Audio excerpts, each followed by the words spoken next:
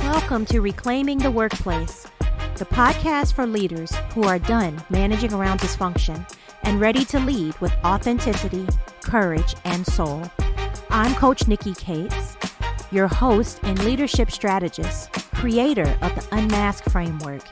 Here we get real about what's hurting our workplace culture and how to heal it from the inside out. Because leadership isn't about having all the answers. It's about unlearning the masks, honoring your humanity, removing your workplace armor, and creating spaces where people feel safe to grow. So if you're ready to reclaim your power, your peace, and your purpose at work, you're in the right place. Hello, welcome back to Reclaiming the Workplace. I am your host, Coach Nikki Cates, your favorite leadership strategist and work culture advocate, because I think that if we're going to spend majority of our waking hours in a workplace, it shouldn't be the most toxic environment that we find ourselves in. Pausing for effect there, because I think that that is absolutely, positively correct and on point. So today's episode, we are going to be talking about the silent emergency, why leadership development is creating more problems than it solves. Now, I want to note that some of the articles that I have pulled research from are in 2025, y'all. So this is not something that I'm pulling from 2006, 2018, or anything else like that. These are articles in 2025 that are stating the condition of the workplace. Now, here is a question that I want to ask you, and I want you to think about it. What if the $366 billion that we spend annually on leadership development is actually making things worse? There is something disturbing that happens not just across healthcare and hospitality and other service-based industries, but the workplace in general. Organizations are investing more in leadership training than ever before, yet we're seeing record levels of manager burnout, team disengagement, ethical compromises, and cultural dysfunction. I was looking at an article today, well, not today, but March 21st, 2025 was when this was provided on primeast.com. And their statistics show exactly what I'm talking about.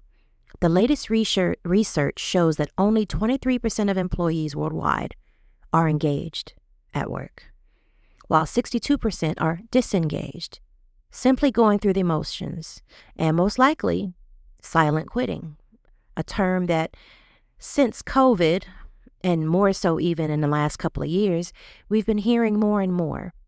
I have to admit, I have been a silent quitter, where you're just doing what you need to do in order to not get fired, but you're not engaged. You're not sensing a purpose and a connection to your environment and to what you're doing with 8 hours or more a day.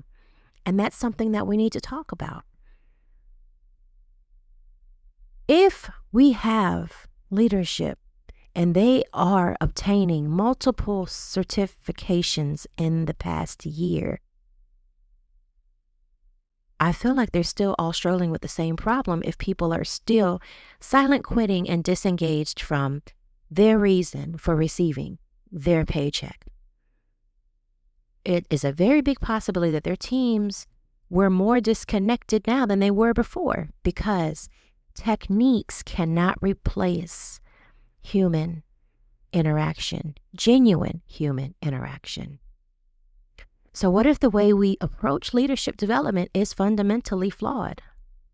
Today, we're going to examine the silent emergency in leadership development and introduce you to a practice that could change everything. And guess what? That falls under the unmask at work framework, have you? Now, today we're going to dive deeper into the uncover phase of our unmask framework. And to be perfectly honest with you, I had a couple examples just this week alone and where people were sharing with me, maybe not in a direct manner, exactly why we need to go through the very first step of unmasking at work, which is uncovering. It is naming the cultural harm and naming the things that are causing that harm. If you don't acknowledge it and you ignore it, it cannot be addressed. And that's facts. I spoke with someone today. Well, not today, this week, y'all. I spoke with someone this week and they were telling me about their boss, and they were saying they're not a bad manager to have, but they have a lot of personal things going on, and that makes them come off like they have an attitude, which makes them almost unapproachable. And that's my point in hand. When we think that our personal, our professional do not mesh, we are fooling ourselves. How we show up in the world, no matter what environment we are in, we are that person.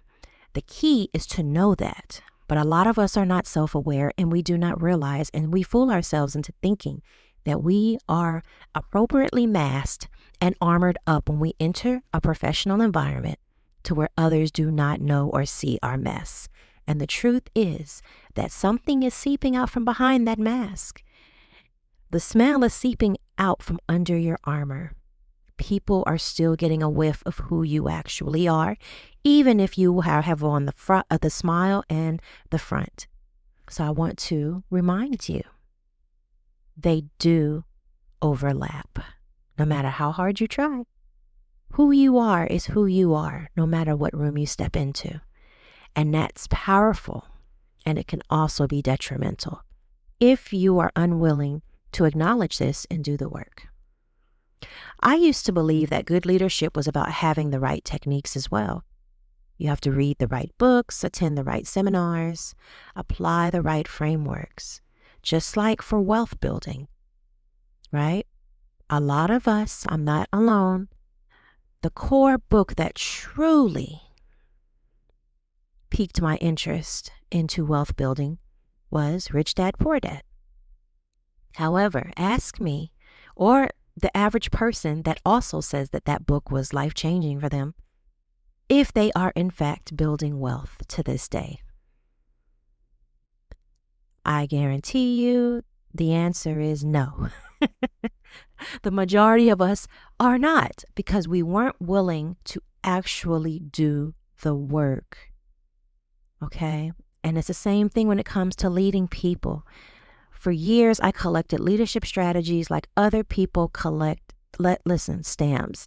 Y'all, I can't tell you how many books I have bought over the years. Audio, Kindle, and physical. I don't even have all of them because I've moved so many times that some of them just got lost along the way. So many books. Now, should I say that that accredits to me being a good leader now and a better person? Maybe, but I will tell you this. It took a lot more than what was in those books. The books give the exposure, right? It's kind of like I say all the time, leading a horse to the water, but you can't make them drink. It exposes you to realities and science and techniques and skills and tools and truths. However, there still has to be a part that you play. And I'm going to say, if you are, in fact, a Christian, it's the same thing. You read the Bible, you memorize the word, but are you allowing it to actually infiltrate your thought processes in your heart? And I feel like that is with anything, y'all. Anything at all that we encounter in life. What I will tell you is, I did feel empowered and thinking that I was ready after collecting all of these strategies and techniques and reading John Maxwell and Peter Drucker and all of these authors that we've followed over the years that tell us how to be better at work, better with people, and just better all around. And yet, I still watched myself fail spectacularly using those exact same strategies. Here's what I've discovered after 15 years, maybe more, probably more, in some form of management, supervisory, or leadership. We have a technique obsession problem. And I'd say we have that across the board, especially now that we have information at our fingertips. We are teaching people how to do leadership without teaching them how to be leaders. That's powerful. In your everyday life on a personal level, if you're constantly doing and you have no idea who you are being who everyone else expects you to be. That does not bring a unique contribution to this world or this society. We need more people to grab that reality. And in the workplace, a leader or a manager or someone in some form or capacity of influence, if all they're doing is doing and they're requiring their people to just do and not acknowledging the being side, the human side, the personable side, the reality of life side of themselves and each other, they are literally operating like they are machinery or robots. And that's not who we are. That's not who we were created to be. We were created to be human beings in the midst of a much grander purpose. We all play a part. That's that spiritual intelligence right there. So what is the result? A generation of managers who can quote emotional intelligent principles while being emotionally unavailable. Whoop. Ouch. Woo. How can you implement psychological safety protocols while being psychologically unsafe yourself? You can't hold your people accountable to something you're not willing to do. How are you going to discipline someone for doing something that you do regularly? And granted, it may be a blind spot, but are you open to seeing these blind spots is the question. Who can facilitate team building exercises while building walls around their own authenticity? I have coached a woman leader who was somewhat in the government sector. And when I first started working with her, one, she felt that she was put into a position that she wasn't quite ready for. Why? Just like we do in every other workplace.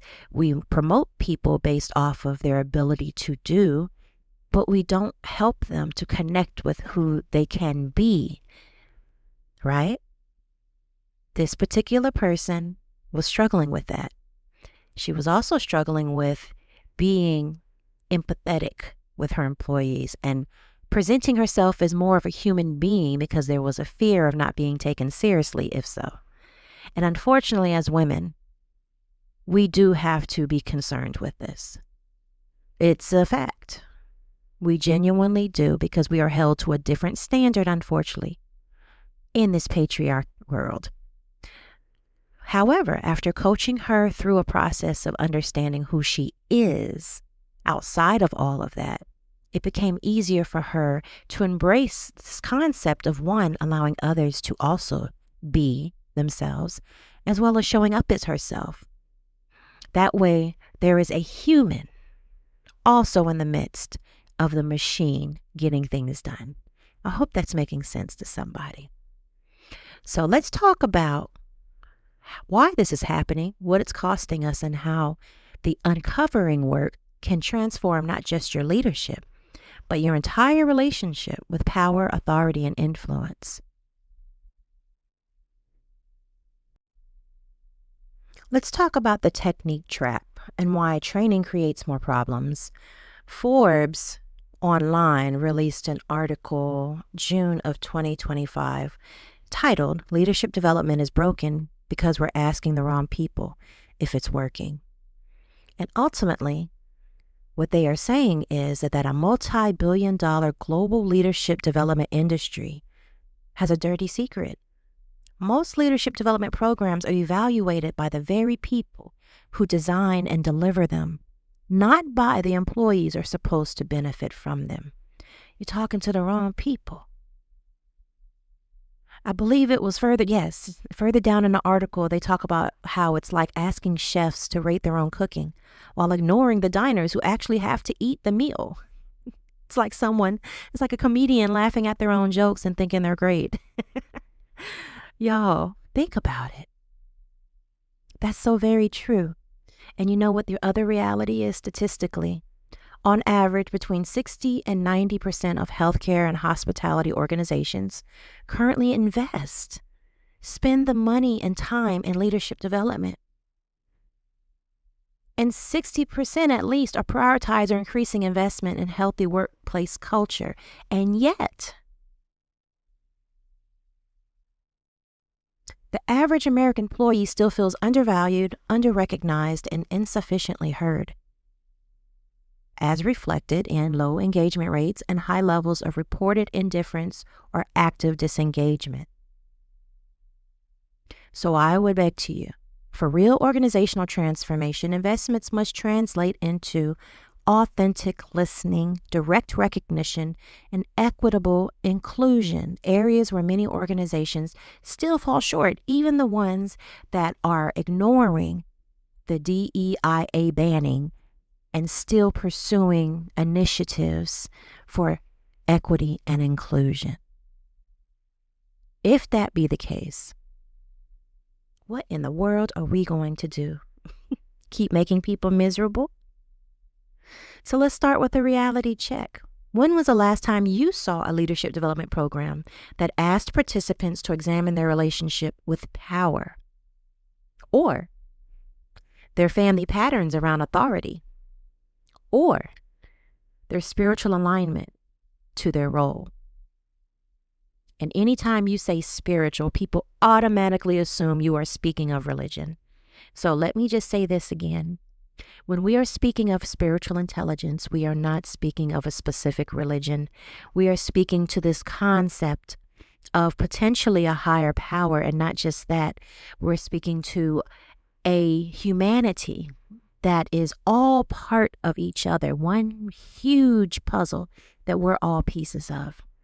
Maybe not in that specific way. All of us see things differently, but just understanding that we are in addition to others, and they are in addition to us. We are not the all to end all. We are not the all powerful within ourselves, and there are too many of us that are thinking this. And to be honest with you, why is that considered professional? Perhaps because the standards set to be quote unquote professional were by those people.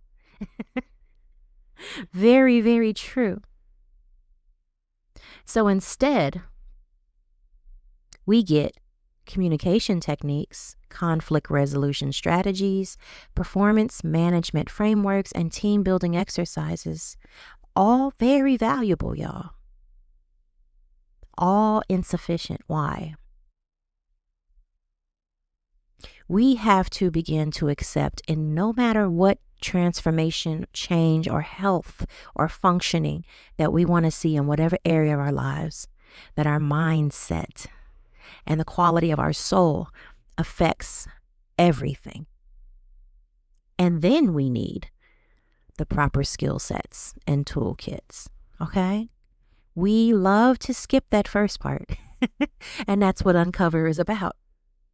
But here's what happens when we skip that inner work. The performance leadership trap. You learn to do empathy without actually feeling it. Implementing open door policies while being emotionally unavailable. You might have been there. You may know exactly what I am talking about. You're speaking to your manager or director or whoever that may be that holds some form of leadership position. And you can tell that they are just waiting for you to stop speaking so they can respond and get you out of there.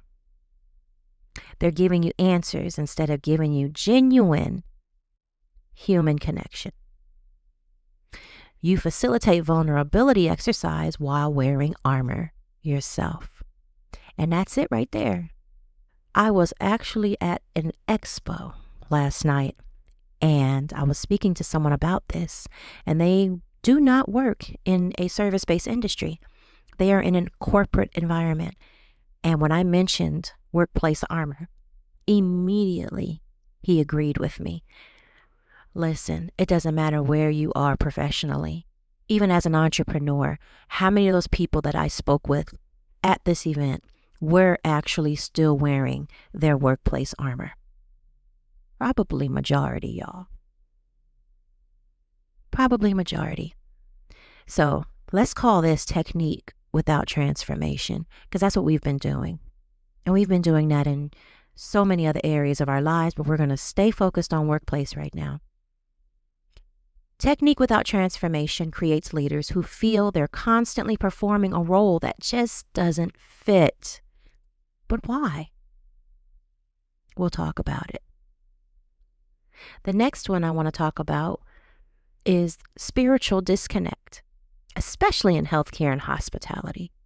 We're called to serve something bigger than profit margins, but leadership development rarely addresses this calling.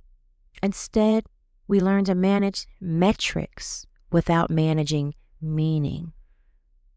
This creates a values whiplash, the exhausting experience of trying to live your deeper purpose through systems that don't support it. Could you imagine a nonprofit operating like this? When literally they are mission-based? Think about it. And the truth is that it shows. On average, people do not feel comfortable going to these facilities. A lot of people do not like going to the doctor or medical office or hospital because they feel like the people don't care. They're just there to do a job. There is nothing worse than having a nurse or a doctor that treats you like a burden when you most likely didn't ask to be in that situation to begin with. The best places are the places that treat you like an actual human being. An actual being. Not just what they're doing, but being. And this is something that starts from leadership. And a lot of times, and I'm hearing this a lot, especially in the healthcare industry, I am hearing this a lot, that management does not care. All they care about are the metrics. So I would love to sit down with some hospital administrators and see what their viewpoint is of this, because a lot of people are giving me that response now. Currently, I am still in the process of collecting surveys from people working in hospitality and healthcare. I am excited to share those results with you all when they come back. I'm going to have a data analyst help me to weed through the data and just really get a picture of what that's looking like here specifically in this area. And if I have anyone that also participates outside of this area, I just want to see what it really looks like based off of coming from people directly, whether they be leaders or not. What is it really looking like? Because I'm already hearing that people are not being taken seriously. And it's interesting to me because we go through these waves of people panicking that AI is going to take their jobs, right? Oh, but listen, why are you treating human beings like robots then? Machinery. Come here and do what you need to do and go home. Don't break none of you with it. Like we could just detach our soul and leave it in the house under lock and key. So then a person with the soul comes in as a client, a customer. And what happens? They experience a soulless being. There's nothing worse, especially in healthcare and hospitality. So let's talk about, let's see what's next. The authenticity crisis. When leadership becomes a collection of techniques rather than an expression of character, that word right there, Character. Character. We are not looking at people's character before we promote them. We are not encouraging them to go through character development. When we don't, we end up with managers who feel fraudulent. I know I've been there. Constantly code switching between who they are and who they think they should be as leaders. So they are feeling forced to not show up authentically either. This isn't just uncomfortable, but it's unsustainable because, like we already discussed, you can try to separate the two. But you are who you are. And that does not change until you make an effort to change it. And that's what we're hoping to do through this programming. The mirror problem. Here's the thing about leadership techniques. They amplify who you already are. If you haven't done the inner work to understand your patterns, motivations, and wounds, those techniques will become tools for your dysfunction rather than transformation. It's kind of like the saying, and I'm not going to say it properly, I'm going to paraphrase it because I'm drawing a blank, that when you get money, it amplifies who you already are. When you get more money, more problems, right? Rest in peace, Biggie. More money, more problems. However, how you deal with that is based off your character, your integrity, who you are as a person, as a soul. Okay? And we can also take this to a macro approach. The soul of an organization is the work culture. And if that work culture is messy and dysfunctional, do you not think that that's going to affect an increase in your ability to serve others, to accomplish your mission, to hit your bottom line? We got to think about this simplistically, y'all. It doesn't have to be complex. It's very simple. A controlling person learns delegation and uses it to what? Micromanage more effectively. This person has control issues.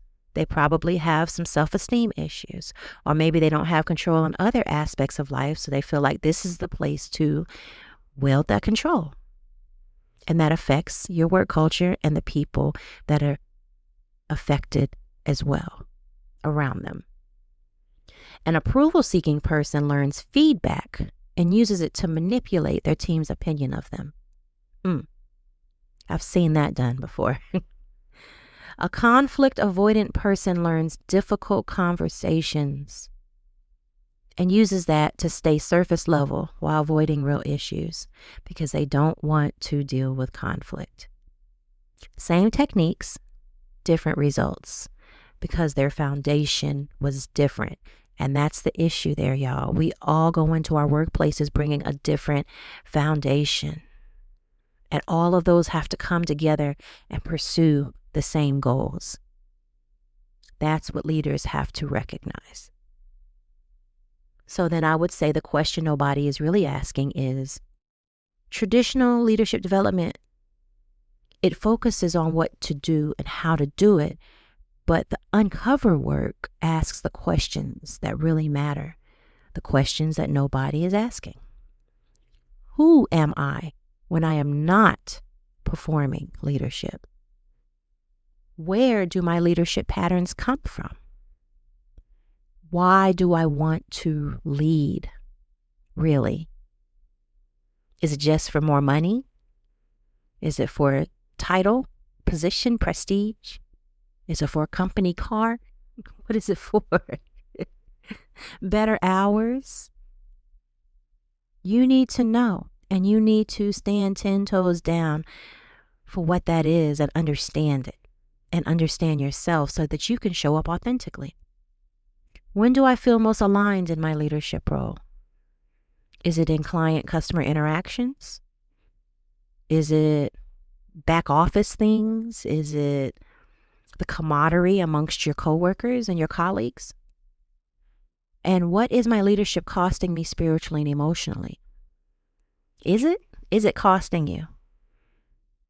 Is it worth the cost? Is it costing you your peace? That's definitely not worth the cost. These aren't comfortable questions, but they do require courageous self-examination. But they're the questions that determine whether your leadership creates connection or just performance, authenticity or burnout and exhaustion, transformation or simply transactions.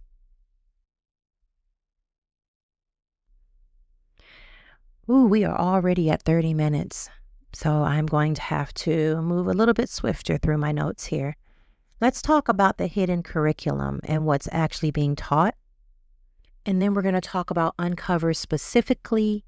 As briefly as possible, I want to talk about the Uncover alternative as well as integration, okay? And then we'll get you on out of here, and I will see you in 2 weeks. All right, so starting with the hidden curriculum. Every leadership development program has 2 curriculum, the stated one and the hidden one. The hidden curriculum is what we're actually teaching by how we approach our leadership development.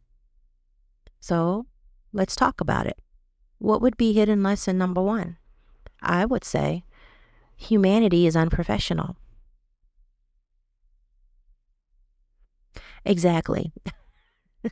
Most leadership training happens in conference rooms with flip charts and role playing. It's sanitized, it's theoretical, it's disconnected from the messy reality of human emotions and spiritual needs. And the message screams, real leadership requires you to compartmentalize your whole self. I would love for you to truly grasp that and think about how effective that is or is not. And if that's working well for you on a personal level or people that you know personally. Hidden lesson number 2, leadership is a performance. We teach people scripts for difficult conversations, formulas for feedback, templates for team meetings.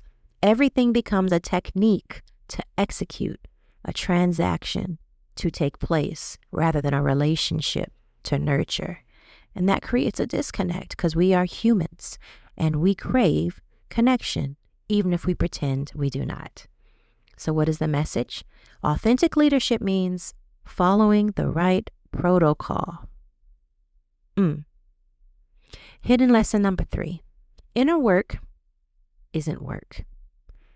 Leadership development focuses exclusively on external behaviors and outcomes. Key word there, external. Personal growth, spiritual development, and emotional healing. These are treated as hobbies, not professional necessities. They're even seen as soft, I would think. A lot of times we use this term soft skills. And in more recent times, I'm seeing that people are saying that they are now necessary more than ever. They've always been necessary. So what is the message there? Your inner life doesn't affect your leadership effectiveness. This is a moment where I would love to have a gong. Wrong. It definitely does, and the statistics already show it, even in 2025. The cost in healthcare and hospitality, these hidden messages are particularly devastating in people-centered, service-based industries because in healthcare, we're asking people to hold space for life and death situations while never addressing their own relationships with mortality, suffering, or meaning. In hospitality, we're asking people to create experiences of care and welcome while never examining their own needs for belonging and acceptance. For one, I know how terribly annoying and discouraging it can be to go into a space and you might already be in a bad mood yourself and encounter someone in that facility with a worse mood than you. That is not what you went in there to pay for. And it can make such a difference simply by acknowledging, no, I'm not okay, but I am here to serve. Real world impact. I recently worked with a nursing supervisor who had attended every leadership program that was offered. She could facilitate team meetings perfectly, deliver feedback according to protocol, and manage conflict by the book. But the team was falling apart. And they could sense she was just doing the do. She was just doing the works, doing what needed to be done to perform rather than connecting. Her techniques were flawless, but her presence was absent, and people recognized that. When we started the Uncover work, she realized she had learned to lead like her father through control and emotional distance. She was replicating family patterns without even knowing it. Once she began examining those patterns, her entire approach changed, and those same techniques became different with completely different energy. Her team started trusting her because she started trusting herself. That's not something you can find in a book, y'all. That's work that has to be willingly done, not thrust upon someone.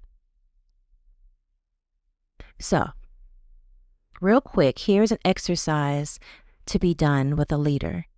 Obviously, if I am their coach, I would take them through this. But I'll go over it real quick as we move on to the Uncover alternative. Rate yourselves on a scale of 1 to 10. How authentic do you feel in team meetings? How connected do you feel during one-on-ones? How aligned do you feel with your leadership approach? And how sustainable does your current leadership feel? A lot of us don't like to think about sustainability because we're in the moment or living in the past. But sustainability ensures not only that we leave an impact when we leave, but that we are creating others to do the same. Most people score between 4 to 6 on these questions. That's not a skill problem. That's a foundational problem. Now, real quick, let's talk about the Uncover alternative. What does leadership development look like when you add in addition to the techniques and learning how to wield your influence, and you start to do the inner work? Leadership as identity integration. Instead of learning to perform as a leader, we learn to integrate leadership with who we actually are. This means examining our own family patterns around authority and power, our own spiritual relationship with service and responsibility, our emotional patterns. How do we respond to stress and being under pressure? And our values. Do we know our core values? And are they in alignment with our current role? Leadership as healing work. Understanding, especially in people service-based industries, that we're not just managing operations, we're stewarding healing environments. Stewarding healing environments. But you can't create what you haven't experienced. So the Uncover work asks, what needs healing in your own relationship with power, authority, and responsibility? And how can that trickle down through your team and into the customer experience? Leadership as spiritual discipline. Again, not specific to religion, but leadership becomes a practice of daily self-examination and reflection, regular alignment checks with your deeper purpose, ongoing healing of your own wounds and patterns. I've said this and I'll say it again. A therapist that refuses to see a therapist is an issue. A coach that refuses to be coached is an issue. A leader that refuses to be critiqued and mentored by another leader is an issue. Consistent investment in your spiritual and emotional well-being has to become a part of your everyday practice. The 3 pillars of Uncover work, real quick: pattern recognition. Most of our leadership challenges are pattern-based, not skill-based. So the Uncover work helps you recognize how you learn to relate to authority. A lot of times I can speak for myself, coming from an environment of soldiers, Army, And then being a soldier, Army, I approached leadership and management from this perspective, and it did not go over well. I can tell you that. Between my unhealed inner self and trying to treat civilians like soldiers does not go over well. And that is not true leadership, because John Maxwell is correct. Leadership is influence. You want to leave people better than when you met them. How are you doing that in a hospitality environment with people that are not trained to carry M16s? Okay, listen, we live and we learn. We do the best that we can do in the moment, and then we learn and we grow. And so I'm so grateful for that. But that is a prime example right there. And you still have so many veterans that have those blind spots of not even recognizing that to be the reality. But we have to think about, what are our default responses when we're under pressure? Where are our leadership blind spots? And where do they come from? And why do certain situations trigger you? Listen, this is a big one, y'all. Not that we are not going to be triggered, but acknowledging that we are triggered and then figuring out what the trigger is. Powerful and a game changer. Pillar number 2, purpose alignment. Why do you actually want to lead? Not the answer you give in interviews, come on now, but the deeper truth. Uncover work explores your genuine calling to service, the difference between ego-driven and soul-driven leadership. Is it about you, or is it about the team? How your leadership serves something bigger than yourself. Again, not about you, but about the total experience of whoever it is that you're serving. What legacy you want to leave through your influence. Because again, you can leave people worse, or you can leave people better when you move on. Pillar number 3, presence cultivation. Techniques are tools, but presence is power. Uncover work develops the ability to be fully present with your team. Not that your mind is at home and your body standing before them, or taking your soul and locking it away until you come back.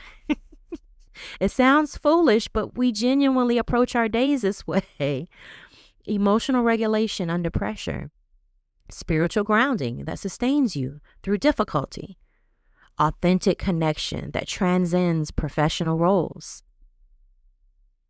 Let's think about a daily practice example real quick before we move on. So instead of starting your day with your task list, start it with questions like this. What pattern am I most likely to fall into today? And be willing to pay attention. Most likely it's your mindset. Most likely it's the thoughts that you are thinking that you are allowing to trigger feelings and responses. What does my team need from my presence? Not just my performance. If you're with these people every day, you already know what's going on. And if you don't, that's something that needs to change, right? How can I stay aligned with my deeper purpose through today's challenges? What in me needs attention so I can show up authentically? Listen, sometimes it just takes some deep cleansing breaths and a minute to just ground yourself to the present. Sometimes that makes all the difference, but we need to make leaders aware of this beyond techniques and strategies, okay? And keep in mind, this isn't about perfection. It's about consciousness. It's about awareness. It's about just recognizing that you can show up different. And when you do make a difference. I hope that was helpful to somebody. Let's see here. I'm going to touch on this other stuff next time. We're going to skip to our call to action and get out of here because we're at 45 minutes. If, in fact, something in this episode stirred something in you, tweaked a thought, triggered you, here's what I would like for you to do. First, I want you to Just take a few minutes and think about it.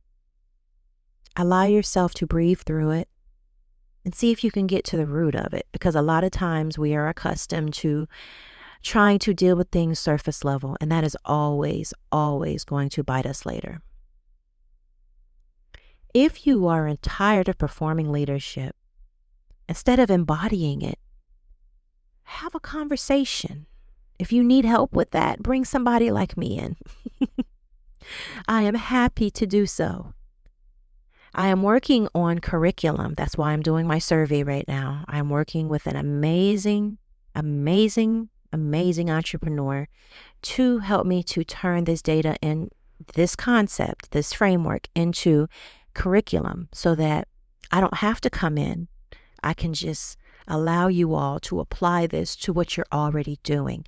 In addition to, I want to remind you all, this is not something that I've created thinking that it is reinventing the wheel of leadership development.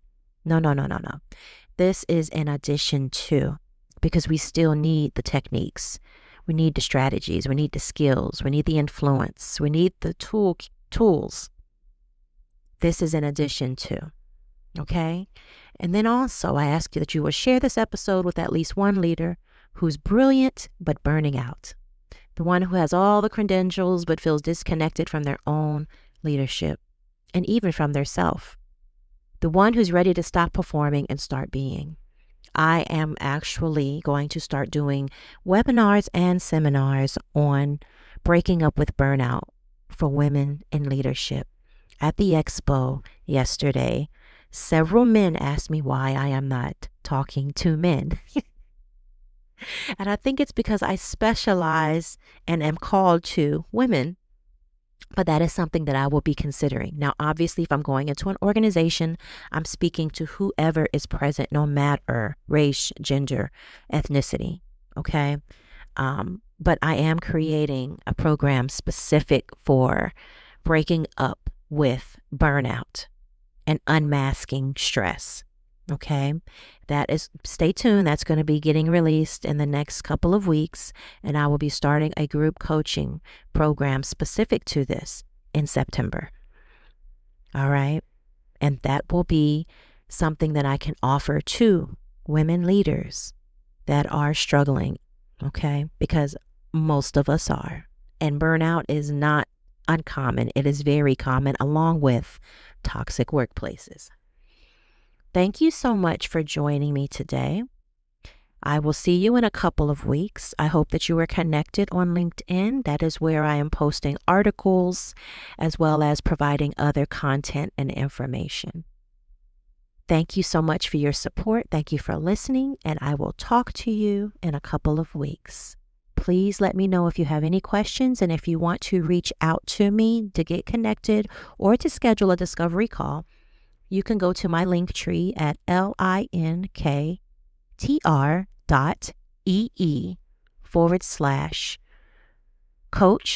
Nikki, Nikki, Cates, Cates.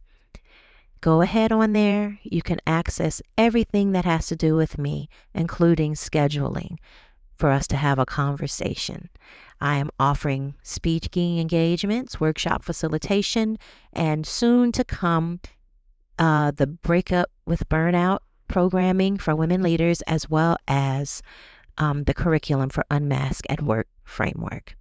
All right, signing out. Talk to you next time. Hey, thanks for sticking around. If this episode resonates with you, I'd love to hear about it. What masks have you been wearing at work? What would change if you started leading from your authentic self? Does it sound like it's too difficult to begin to implement any of these things we've talked about in this episode? Let me know what you think. Next episode, we're diving deeper into layer 1, uncover. We'll talk about how to identify the specific dysfunction in your workplace so you can start your own healing journey as a leader. Your team will thank you later. Talk to you soon.